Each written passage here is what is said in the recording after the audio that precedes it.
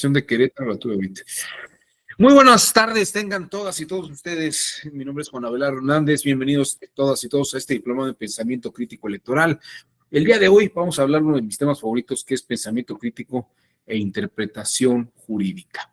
Vamos a hablar de qué es interpretar. Como ustedes ya lo oyeron, aquí me acompaña en el soporte técnico el licenciado Cristian Yavín Medina Cerezo. Ya casi me aprendo los dos apellidos del buen Cristian. Bueno, vamos a hablar sobre la interpretación y la función dentro del pensamiento crítico. De hecho, la palabra interpretar, tal vez podremos comenzar por aquí. La palabra interpretar se refiere o puede tener dos sentidos muy precisos y que son diametralmente opuestos. Interpretar es una expresión que tiene connotaciones muy distintas, dependiendo de los autores, las épocas, y básicamente, pues, habría que distinguir unos de otros. Y es lo que vamos a hacer el día de hoy para precisamente hablar sobre pensamiento crítico. Si ustedes me permiten, entonces comenzaré tal vez con una distinción importante. Interpretar en el mundo jurídico podría considerarse como abrir el texto y descifrar lo que está escrito en el texto. Descifrar lo que está escrito en el texto. Como si el texto mismo tuviera un sentido implícito, ¿no? Y solamente hubiera que descubrir lo que el texto o el autor del texto está diciendo. Por otra parte, bueno, y a esa forma de interpretar la vamos a llamar exégesis. Exégesis. Esa forma de interpretar vamos a llamarla exégesis. Es decir, obtener el sentido a partir de lo que el texto en sí mismo significa, ¿no? Exégesis. Por el otro lado, hay una forma de interpretar que incluso utilizaría la misma palabra interpretar, pero con una connotación en el que interpreta o la persona que interpreta es una persona intérprete que le da un carácter particular. Le da un carácter particular. Y a esa forma la vamos a llamar eisegesis. Eisegesis. Vamos a ver una lámina que creo que va a permitir ilustrar de qué estamos hablando. Déjenme trasladar esta lámina para acá.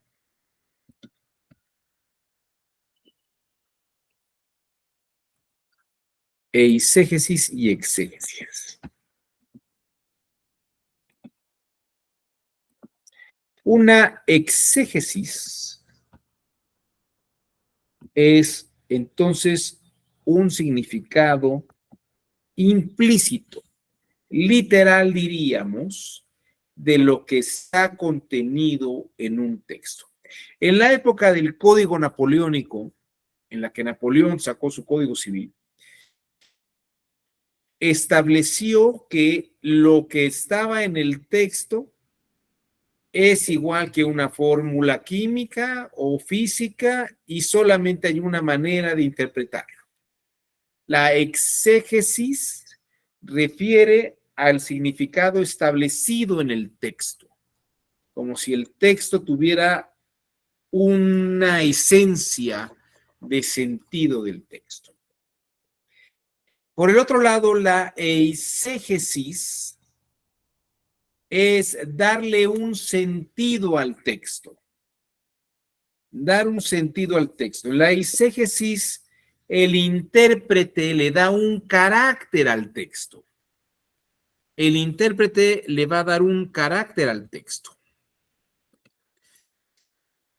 Déjenme darles un ejemplo más visual, que tal vez pueda ser muy ilustrativo, de esto que estoy explicando ahora.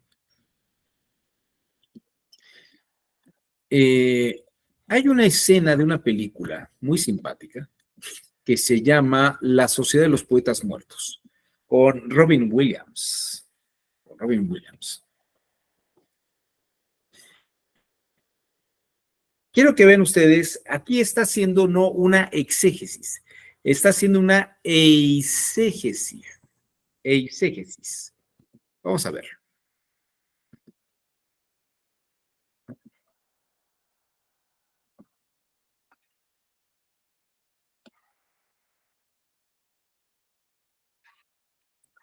We're going to talk about Shakespeare, someone who writes something very interesting.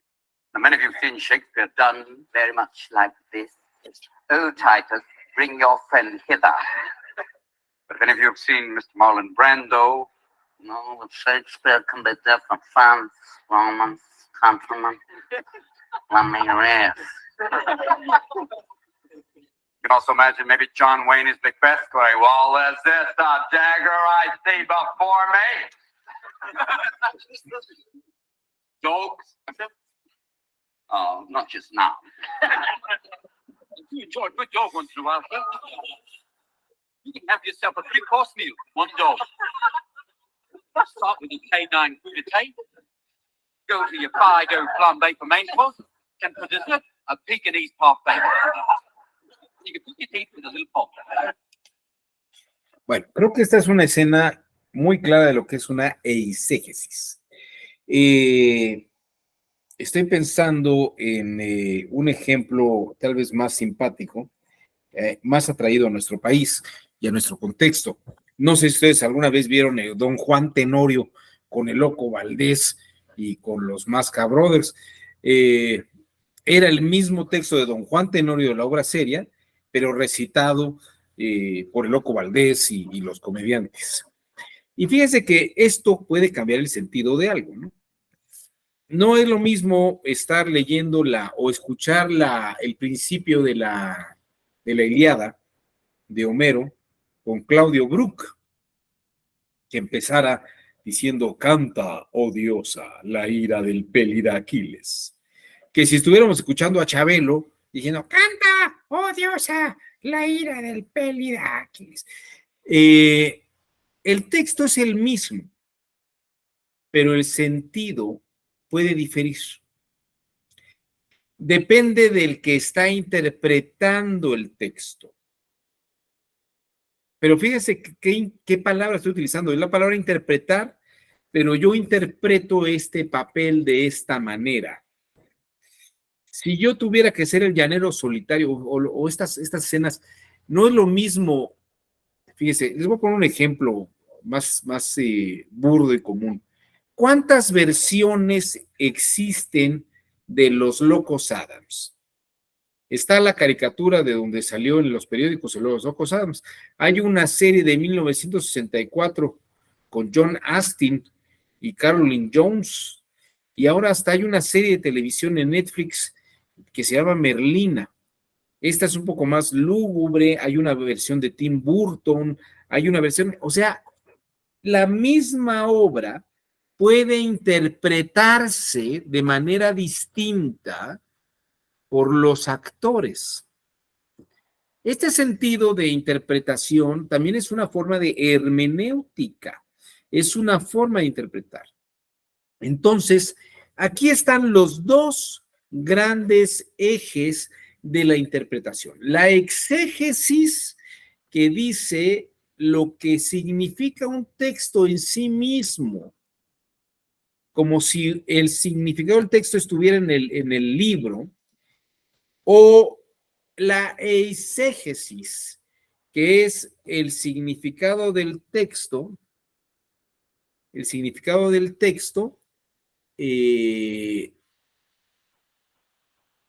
a partir del intérprete, ¿no? Vamos a ver. ahora sí algunos autores. El primero que escribió un libro literalmente con el nombre Hermenéutica, ¿no? Aristóteles había escrito algo sobre la hermenéutica, pero no es un texto fácil el texto de Aristóteles y es más bien confuso. Pero el primer texto de hermenéutica que tiene el título de hermenéutica o interpretación, que es fácil de comprender, es el de este señor que se llama Johann Conrad Dannhauer, que lo escribió en 1654. Él acuña el término y lo refiere como el método para interpretar. Y cuando él habla de interpretar es la comprensión del sentido, que en latín es intelligere, es leer interiormente algo, intelligere, ¿no? La interpretación es un arte que se le atribuye al dios Hermes, pero en el caso de Dannhauer, interpretar es descifrar el sentido del texto exegéticamente. O sea, es como si abriera el libro y en la lectura emana el texto, ¿no? Y digo, este libro trata de tal cosa. Pero luego nos encontramos con otras personas, compañeras y compañeros que dicen, ya leí el libro de fulano y tal, y a mí me dice tal cosa. Y uno dice, ay, pero ¿cómo es posible? Si yo lo leí y a mí me parece que dijo otra cosa, ¿no?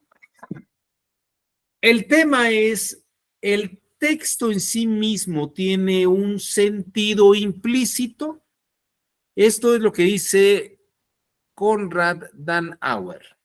¿Existe el sentido implícito del texto o hay un sentido que le atribuimos al texto pero que no está en el texto? Les quiero mostrar a un autor que se llamó Roland Barthes. Roland Barthes.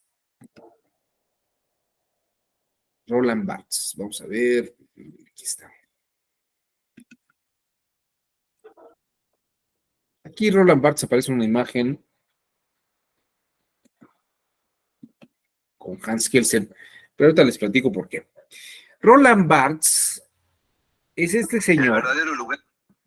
Roland Barthes dice que cuando leemos un libro, en realidad el intérprete es el lector, que es muy difícil saber lo que el autor quiso decir en sí mismo. Tendremos que tener un conocimiento de la vida del autor, de las circunstancias y el contexto en el que está escribiendo el libro, las frases. Y lo que ocurre es que cuando leemos el texto,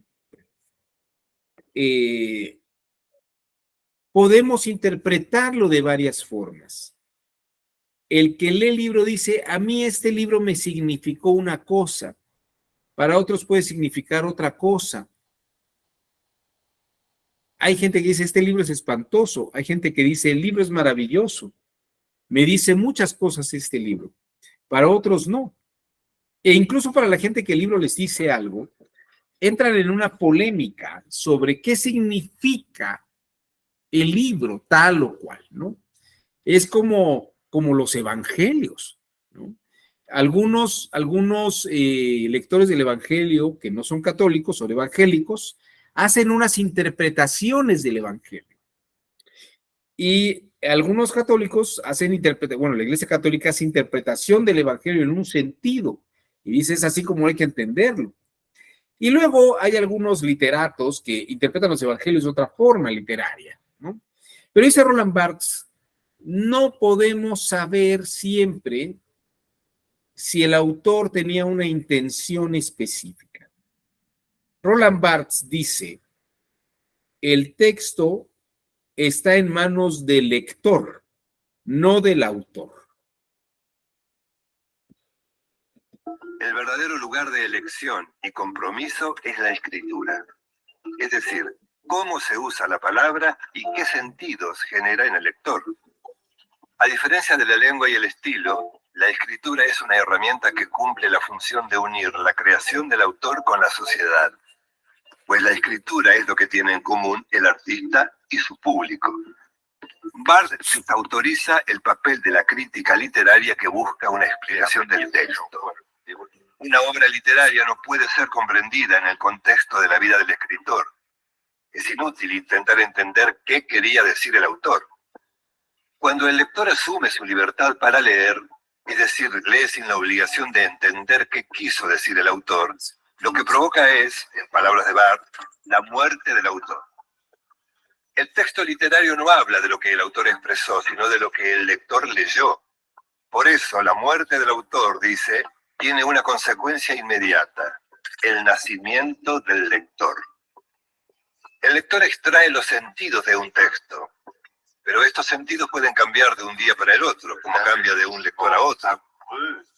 Sostiene que la libertad del lector es lo que da sentido a un texto. Y en eso no interviene la intención del autor ni lo que los críticos llaman contenido. Bueno, ahí tienen ustedes un ejemplo muy bonito de lo que es interpretar eisegéticamente. Ahora, si lo pensamos en el campo del derecho, la interpretación debe hacerse eisegéticamente o exegéticamente. Es decir, la ley tiene un único sentido específico y determinado o tiene varios sentidos distintos. Tiene varios sentidos distintos. Y yo creo que es aquí donde hay que apreciar esto mismo que les quiero comentar. El derecho, algunos autores han hablado sobre que el derecho es eisegético, porque incluso en una sala, en un tribunal, las y los magistrados pueden debatir el sentido del texto.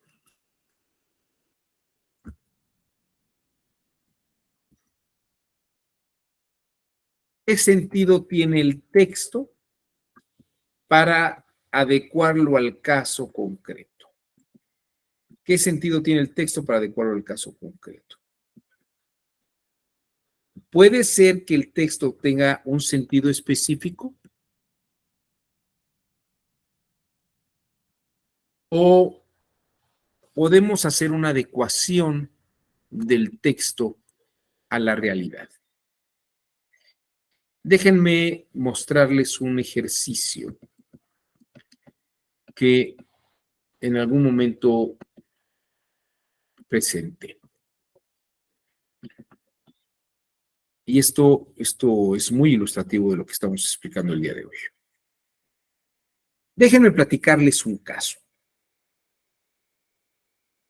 Este es un caso real, ¿eh? Es un caso, me lo platicó un juez, amigo mío, hace como 15 años, por el 2005, 2006. Y luego platiqué yo este caso en otro lugar, en el estado de Jalisco, en Guadalajara, y alguien me comentó que había habido una cosa parecida ahí. Pero el caso es el siguiente. El caso es el siguiente. Llega una persona transexual al Ministerio Público y les dice al Ministerio Público, al fiscal que lo está recibiendo: vengo a denunciar una violación. Me acaban de violar 2 personas. Y entonces le dice el Ministerio Público: por favor, pase con la médico legista. Fíjense el trato que le da. Como ve que es una persona transexual, lo pasa con la médico legista, no con el médico legista, con la médico legista, para que le haga un examen. Y el médico legista, la médico legista hace un informe, dice: esta persona que nació con sexo hombre, se hizo una operación de sexo que se conoce como vaginoplastía. Es decir, se le transformó el miembro viril, el pene, en una concavidad, ¿no? Como para que simulara una vagina. Pero además presenta golpes, ciertamente tiene rasgos de violencia, y hasta ahí nada más. Entonces, el médico, el fiscal ve el texto y le dice lo siguiente. Fíjese que no puedo tipificar violación. No puedo decir que a usted la hayan violado. Y le dice la persona, ¿por qué? Dice, mire, el Código Penal Federal dice en su artículo 265, comete el delito de violación quien por medio de la violencia física o moral realice cópula con persona de cualquier sexo y se le impondrá prisión de 8 o 20 años. Pero dice, para los efectos de este artículo se entiende por cópula la introducción del miembro viril en el cuerpo de la víctima por vía vaginal, anal u oral, independientemente de su sexo. Y entonces le dice la persona transexual, pero es que eso fue lo que ocurrió. Dice, ¿le hicieron una introducción por vía anal o por vía oral? No, por vía vaginal, dice el personaje. Y entonces el Ministerio Público le dice, con más razón, ahí está el hecho. Es que el parte de la médico legista dice que usted se hizo una vaginoplastía. Usted en realidad no tiene una vagina. Y entonces abre el diccionario de la Real Academia en su computadora y le dice, vea usted, vagina, dice el diccionario de la Real Academia Española, es el conducto muscular y membranoso de las hembras, de los mamíferos, que se extiende desde la vulva hasta la matriz. Y usted no tiene matriz y no es una hembra de mamífero. Usted nació hombre y se hizo un cambio de sexo.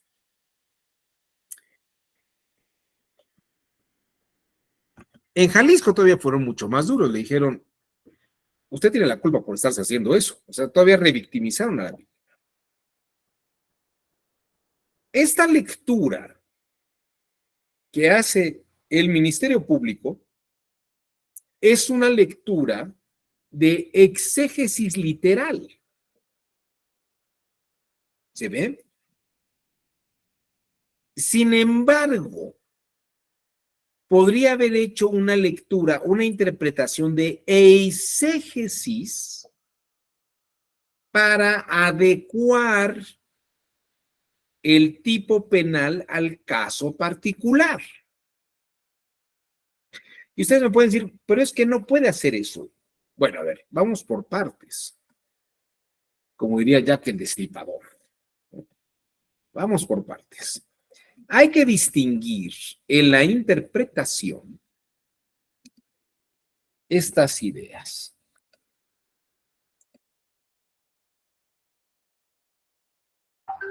Aquí tienen ustedes a un señor que se llamó Baruch Spinoza, uno de los hombres más brillantes de la historia de la filosofía contemporánea, ¿no?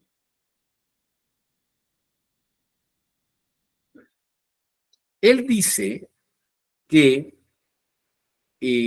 una cosa es la conveniencia y otra cosa es la adecuación. La adecuación es que el término jurídico se aterrice al caso particular. La conveniencia es el hecho jurídico o el evento, ajustarlo convenientemente al término. Lo que está haciendo este Ministerio Público es pierde la circunstancia y sube la situación de la persona a la definición del Código Penal. Está haciendo una conveniencia. Si dijera, voy a hacer el ajuste razonable del término al caso particular, sería una adecuación. Sería una adecuación. Ahora, ustedes me pueden decir, ¿por qué adecuamos el texto? Si el texto es la ley.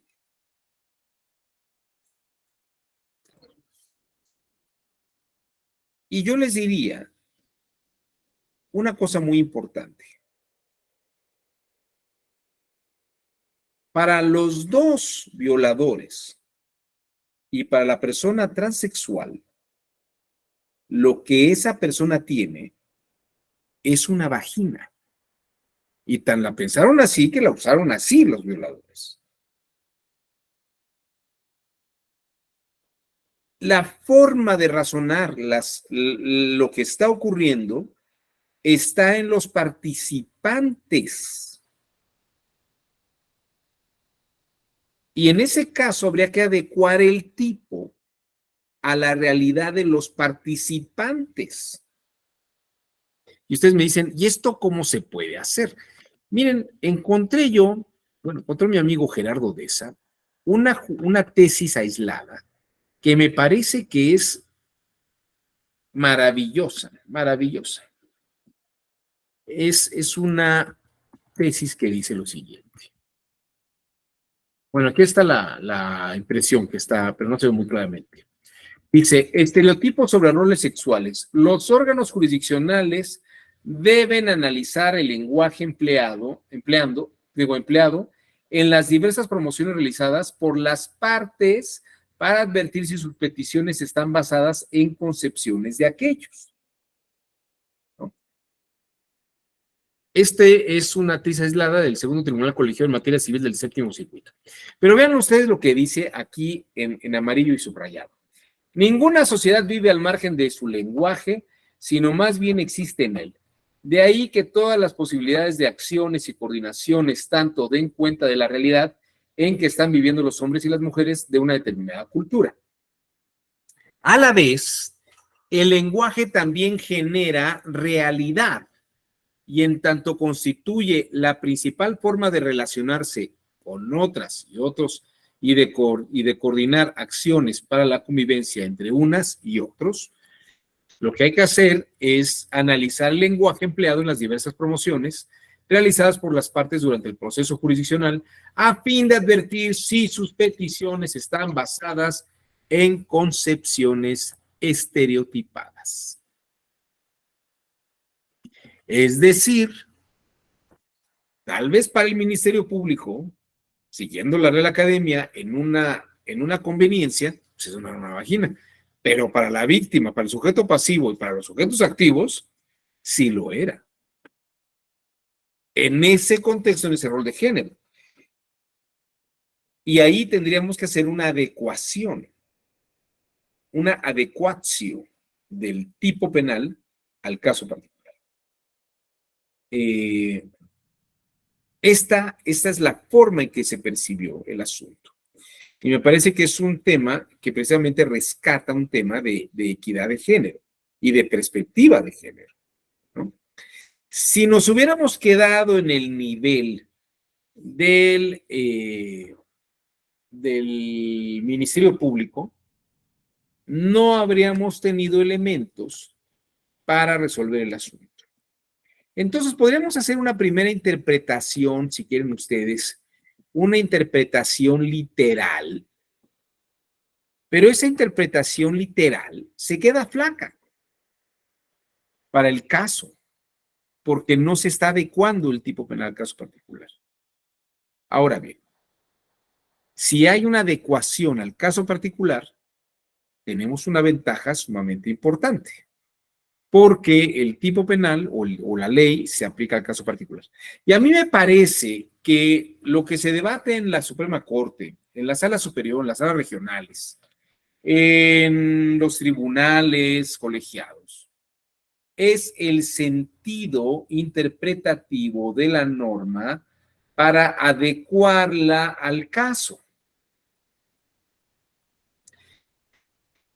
Flaco favor nos quedamos con una literalidad. A lo mejor la literalidad nos ayuda a adecuar el caso, pero la ley está para solucionar los problemas concretos.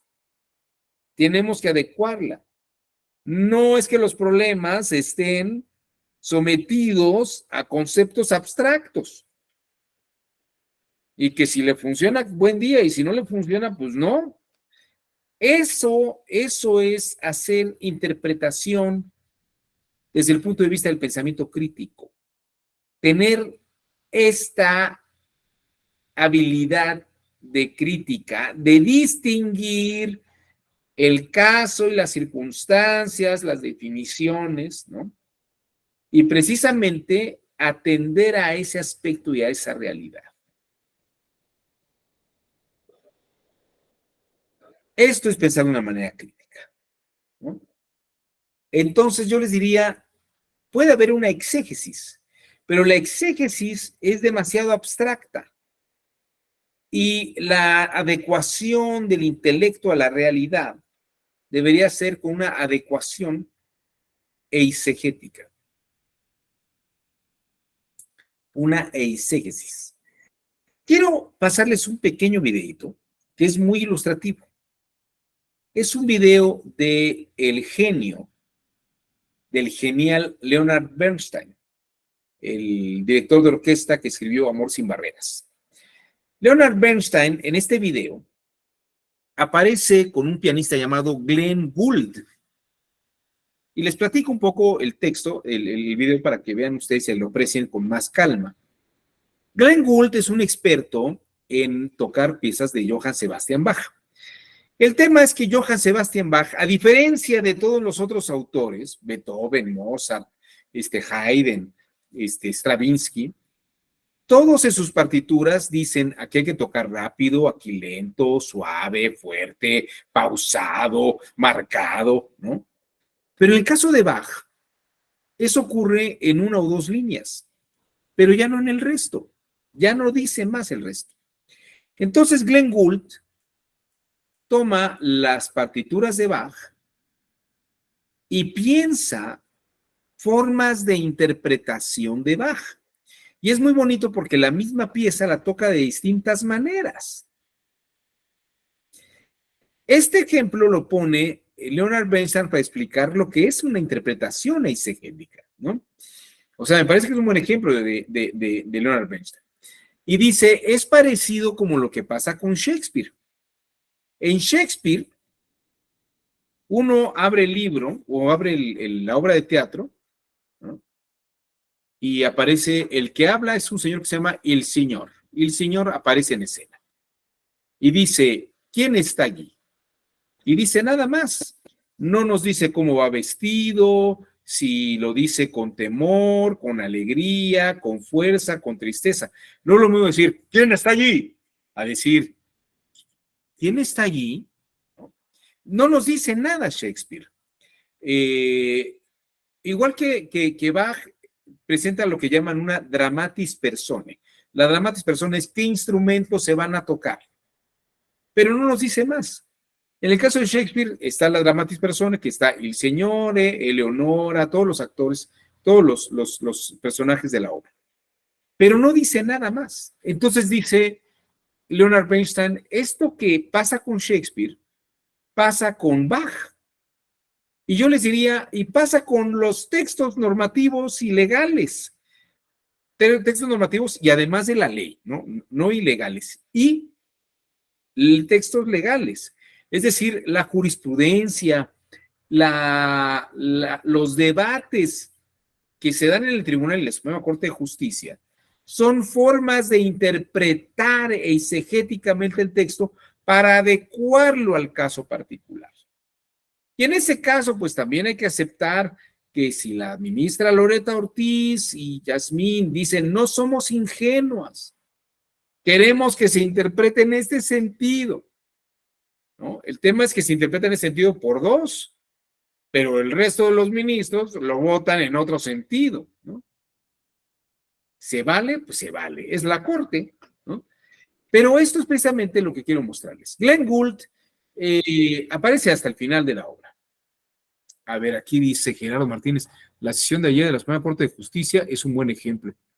Pero es que ya me quedé, es como donde votan con Pardo Rebolledo, ¿no? ¿O no? Así es.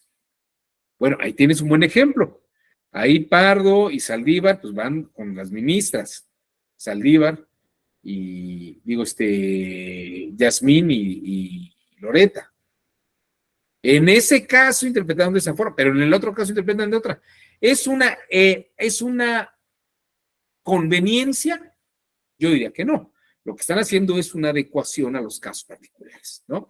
Estamos de acuerdo en eso, Gerardo, ¿no? Me parece que estamos de acuerdo en eso. Muy bien, vamos a ver este fragmento de Leonard Bernstein con Glenn Gould, que a mí me gusta pasarlo, porque además de que es un muy buen ejemplo, creo que es un documental, yo lo encontré en YouTube, pero a la hora que lo vi y lo contemplé, dije, esto es un material de clase bellísimo. A ver qué les parece. Now, in a few moments, the great young pianist Glenn Gould is going to play with us a movement from a Bach concerto. Gould and Bach have become a kind of legendary combination, in spite of Gould's extreme youth and Bach's extreme age. Now, of course, Gould has exactly the same performance problems with Bach that our friends conductors A and Z have had with Beethoven, only more so. Because Bach, way back there in the early 18th century, belonged to a time when composers weren't being very generous with information about how to play their note. Just look at this first page from the D minor concerto we're going to hear. We are told what instruments are playing, like a dramatis personae, and we are told what notes they play. But besides that, there's nothing but a pitifully few clues to performance.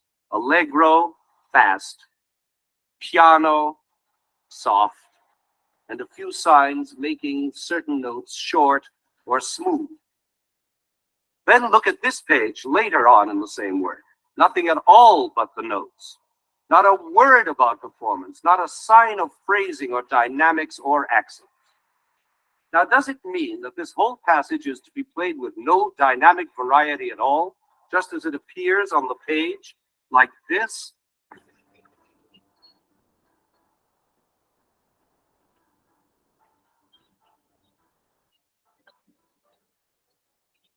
Well, that's unutterably dull. But on the other hand, to what extent can the pianist supply dynamic variety? Perhaps he could mold the music a bit by mirroring its rise and fall with analogous rises and falls of volume, like this.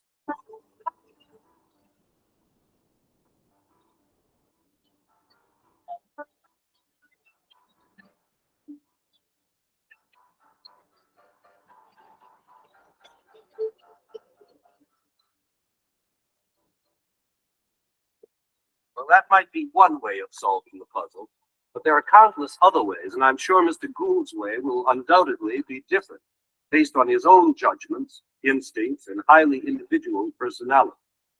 The problem is almost exactly like interpreting a page of Shakespeare, who was equally uninformed. Only look at Hamlet. You see dramatis personae, then you find Act 1, Scene 1, Elsinore, platform before the castle. Francisco at his post. Enter to him Bernardo. Bernardo, who's there? That's all. No description of the set or of the period, the costumes, the characters, nothing. Is Bernardo huge or tiny? 20 years old or 40? Is it a cold night? Windy, cloudy, raining? Not a word. Just Elsinore and who's there. Now, if we're directing Hamlet, how could we decide about that opening line of Bernardo? Is he a confident type of guard who will bellow, "Who's there?" Or is he a scared type who will whisper shakily, "Who's there?" Or is he a matter-of-fact guard who simply asks a routine question, "Who's there?" As if you've been asking it a dozen times already that night. Well, the only answer is to be found by reading the play, studying it, learning about the characters from their entire dialogue, and from the events that ensue. Well, that's exactly our situation with Bach. In order to decide on a general approach to these taciturn pages of black notes, we must study the whole work, get to know its insides, and then draw our conclusions.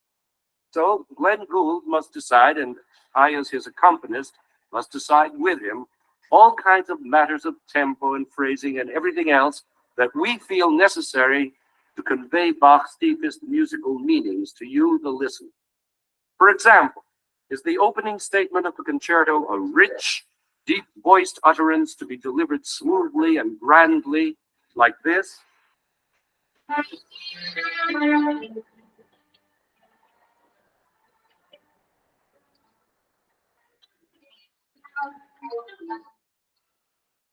Or is it a highly inflected utterance, a sequence of short, separate little phrases, which strung together might make a more varied and interesting sentence, like this?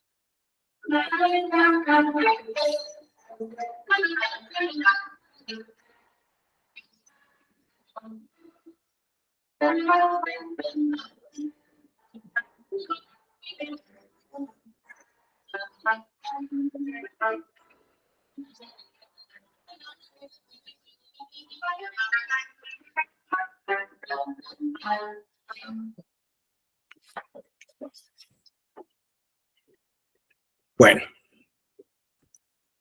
¿qué les pareció? A ver, ¿qué impresiones tienen? Me gustaría escuchar sus impresiones. Ay, mismo, ¿no? Ay, yo que salga. Bueno, no sé, listo, queda. A ver, Gerardo, adelante, te escuchamos, Gerardo. Sí, buenas tardes a todos. Sí, me parece que el ejemplo es muy ilustrativo para ponerlo en términos más antes de entrar al derecho, al estudio del derecho que trae algunas otras complicaciones, ¿no?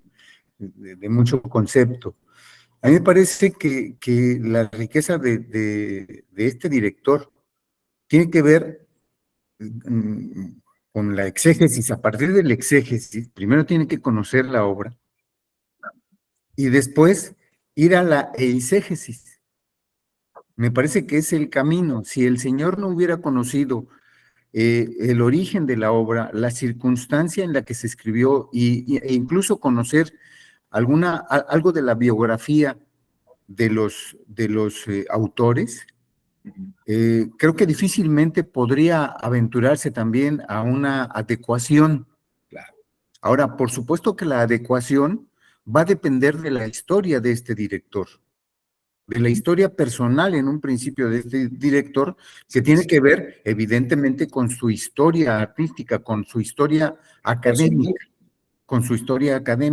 Claro. Su historia personal, la historia de su familia, la historia de su academia, es lo que le va a marcar y lo que le va a permitir dar una interpretación diferente, una adecuación diferente y llegar a una eisegesis diferente que está acompasada con el momento en el que está viviendo desde su punto de vista.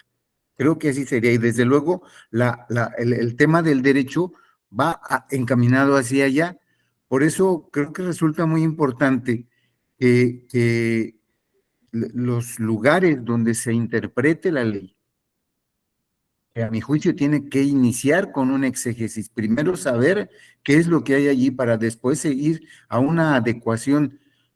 Creo que el conjunto de los juzgadores o de los intérpretes debe estar integrado por personas de diferentes especialidades, porque esto permitirá una riqueza del conocimiento de la sociedad en un momento determinado. Gracias. Gracias a ti, Gerardo, por el comentario. Fíjate que de estas cosas que estás mencionando, ahorita me acordé de una lámina que tengo. Y me gustaría señalar que el pensamiento crítico a veces tiene que revisar lo que le pasa a uno mismo. Hemos hablado sobre la interpretación de las normas jurídicas y del pensamiento sobre cómo interpretamos las cosas. Pero hay algunos aspectos que me gustaría señalar ahora mismo, que tienen que ver con un trasfondo psicológico, no es tanto un trasfondo analítico, pero además creo que es muy importante señalarlo. Les voy a poner una grabación, tal vez varias y varios de ustedes ya la conocen, esta grabación, pero es una grabación muy, muy curiosa, porque la grabación a veces la escuchan algunas personas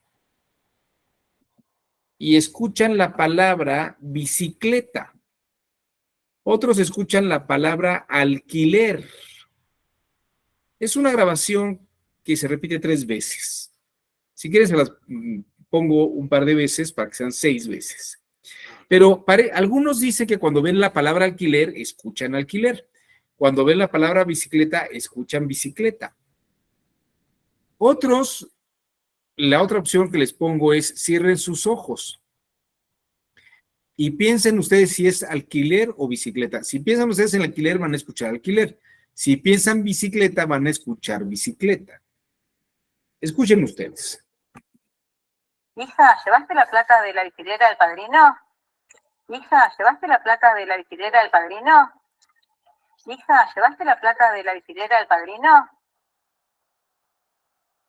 Bueno, una vez más.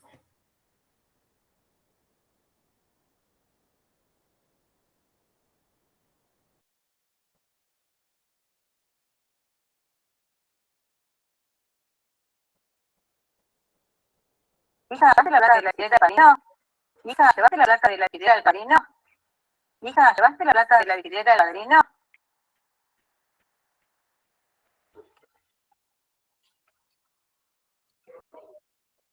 ¿Qué experiencia tienen? ¿La conocían? Bueno, esto, fíjense que depende también del estado de ánimo, de lo que ustedes tengan obsesión a veces por escuchar o entender. Esto que pasa con el sonido, también pasa con la imagen. Les voy a poner otra imagen, bueno, les voy a poner ahora en una imagen de estudios Gestalt. Si ustedes ven que la figura se mueve en esta dirección, hacia acá, vamos a decir que está girando hacia la derecha. Si la ven girar en esta dirección, vamos a decir que está girando a la izquierda. Y díganme ustedes si la ven girar primero en un sentido o en otro. Hay quien solamente la ve girar en una dirección.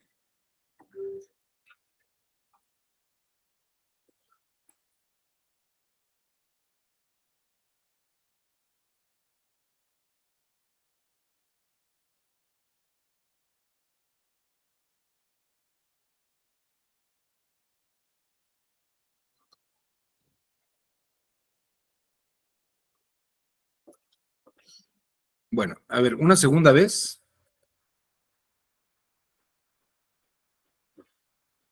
Si incluso ven fijamente hacia el talón del pie izquierdo de la muchacha, a lo mejor de pronto les empieza a girar hacia el otro lado.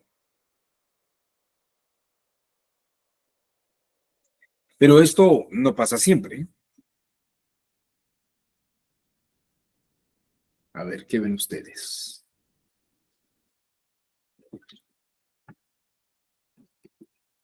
Pregunta, ¿hay quien la vio cambiar de dirección?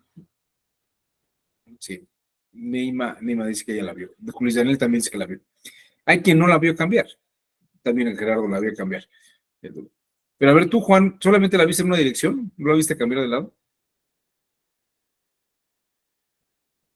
Juan Manuel, ¿sí la viste girar para el otro lado también o no? Juan Manuel no me escucha. Jorge Aquileo, ¿tú sí la viste girar para el otro lado? Sí, la vi girar de manera intermitente hacia un lado o hacia el otro. Bueno, es curioso porque habría que ver en qué momento la vieron cambiar y girar, porque la imagen está diseñada para que, a ver, Neima dice, la segunda vez la vi cambiar de dirección, la primera no, y es el mismo video. Es que depende, te diría que depende de qué lóbulo esté dominando en este momento, si el lóbulo derecho o el lóbulo izquierdo de tu cerebro. Y también depende de qué tan cansada estés o qué tanta atención le estés dando a la imagen. Es un tema de interpretación eisegética, porque no es que la imagen tenga un sentido en sí mismo. Nosotros le estamos dando un sentido y una dirección a las cosas. Ahora, esto no necesariamente quiere decir que ocurra todo el tiempo y todas las cosas, pero tal vez cuando uno lee un libro o lee una nota o está entendiendo algo, No sé si les pasa que de pronto hay gente que dice, ¿por qué me contestas así? No, pues yo no te contesté feo, ¿no? Así me pasa. Gerardo ya se acordó de algunas cosas, ¿no? Y luego uno quiere ser amable y luego dice, no, pero es que lo dijiste de una forma muy sarcástica. Entonces, yo creo que poco tiene que ver a veces con lo que uno hace, sino más bien la percepción. En el WhatsApp siempre dice Jorge Quileo, pues claro, es que el WhatsApp no nos dice sentidos. Y aunque le pongas un emoji, o sea, una carita de un modo o de otro, pues también, ¿qué significa la carita, no? No es lo mismo enviar corazoncitos con las manos que corazoncitos así nada más, ¿no? A mí me parece muy simpático mandar uno donde hay un actor que manda un beso así, ¿no? Pero hay quien lo puede tomar muy mal, que a mí me parecería algo muy simpático. La interpretación tiene que ver con este campo. Bueno, resumiendo y cerrando la idea, la interpretación entonces, hay autores que la toman de una manera literal, asumiendo que el texto en sí mismo refiere a los significados semánticos, lo que las palabras significan de un modo de conveniencia hacia lo que dice el diccionario de la Real Academia, lo que dicen estos términos. Pero a mí me parece que en el campo del derecho, la interpretación debe hacerse de manera crítica, adecuando los términos al caso particular. Y de hecho, me parece que esto es lo que vemos en los grandes debates de los tribunales, de la Suprema Corte, de aquellos que nos gusta ver estas sesiones del Pleno, de la Sala Superior, de las salas regionales, o bien de las dependencias de los colegiados, donde en algunos ya se permite la visita, sobre todo la gente que está interesada, para ver cómo las magistradas y los magistrados debaten el sentido de los textos aplicados a casos particulares. Esto a mí me parece que es muy revelador, es muy interesante, ¿no?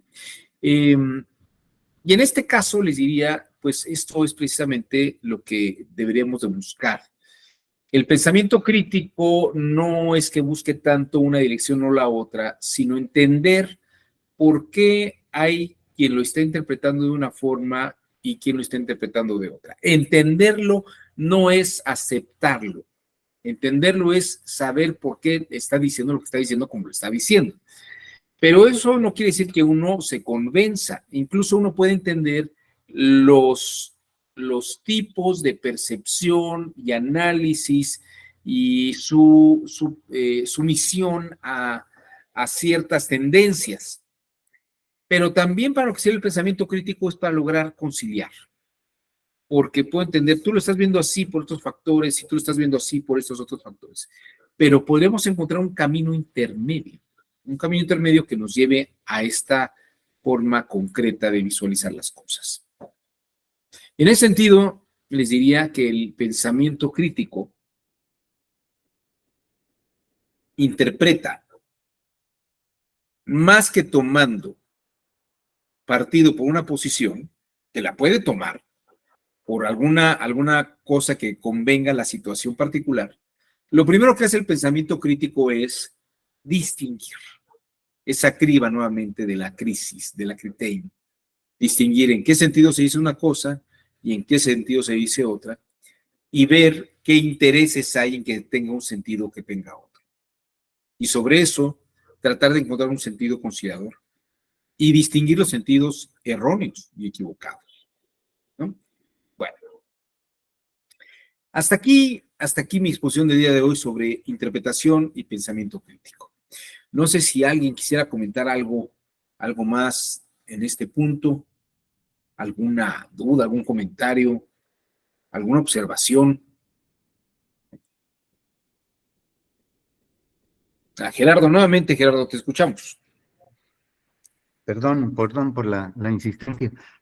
No, está bien. Ahora que ponía usted el ejemplo de este director de orquesta, Sí. Recordé la película que recientemente estuvo en cartelera, Tar. Sí. Y me parece, buen ejemplo. Sí, me parece que ahí hay elementos que ilustran esto, pero en los dos sentidos, porque hay que ver a la actriz como directora o en 3 sentidos incluso. Hay que verlo como persona, con una preferencia sexual, y hay que verla como persona, como ser, nada más. Entonces me parece que es, hablando solamente del pensamiento crítico en la interpretación como directora, me parece que hay buenos ejemplos a retomar en esto. Y eso hablando del tema con relación al director de teatro que usted mostró. Ajá.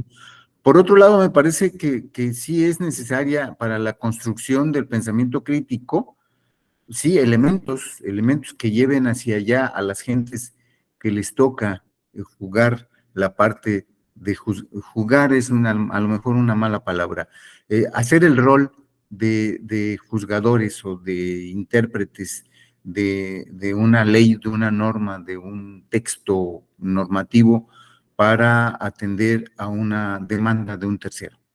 Gracias. Muchas gracias, Gerardo. Efectivamente, creo que tocaste el punto donde conectamos el aspecto del pensamiento crítico y sobre todo este aspecto interpretativo en la interpretación jurídica. Tar es un excelente ejemplo, es una película maravillosa, sobre todo la primera parte, donde la directora explica en esta primera entrevista, yo no sé si ustedes vieron esa película, TAR, con Kate Blanchett, ¿no? No sé si es que Kate o Maurice Blanchett. Es Blanchett, creo que es Kate Blanchett. Pero explica precisamente, toda la obra musical empieza con el tiempo. El brazo izquierdo es el tiempo. Pero quien da el sentido, tararán, tararán, es la mano derecha, ¿no? Está explicando la directora cómo funciona. Y no es lo mismo que lleva el tiempo y vaya así, suave. Va el tiempo, va el tiempo. Pero esto dice cuando entramos, la mano derecha. Y dice, aunque la obra está escrita, está en manos de la directora el darle más o menos énfasis, como lo que pasó en este caso de Leonard Bernstein, ¿no? Pero es un buen ejemplo, la música me gusta como un buen ejemplo para hablar de esa interpretación eisegética. No es lo mismo escuchar el próximo viernes con Thalía a ritmo de reggae que escucharla a ritmo de banda con ¿cómo se llama el otro? Creo que es un hombre que se murió. Bueno, Capaz de la Sierra creo que se llama. O no es lo mismo escuchar a Paul McCartney con los Beatles que sin los Beatles, ¿no? Yo creo, ahora que he escuchado tanto a Paul McCartney en sus conciertos, creo que Paul McCartney no ha logrado superar su interpretación con los Beatles con sus otros grupos. O sea, sus versiones de sus canciones de los Beatles no son mejores con él solista que cuando él era uno de los Beatles. Pero estoy pensando, Rod Stewart, por ejemplo, tenía un grupo que se llamaba Los Faces, y creo que ha hecho mejores versiones de su grupo ahora que está solista que cuando estaba el grupo. Pero bueno, esto es para los que gusten de la música rock en algunas interpretaciones. Hasta aquí vamos a dejar la sesión del día de hoy. No sé si alguien más quisiera comentar algo más. Creo que ha quedado claro esta idea del pensamiento crítico y esta forma de la interpretación. Les agradezco a todos y a todos su generoso tiempo. Estamos en martes. Que tengan excelente semana. Nos vemos.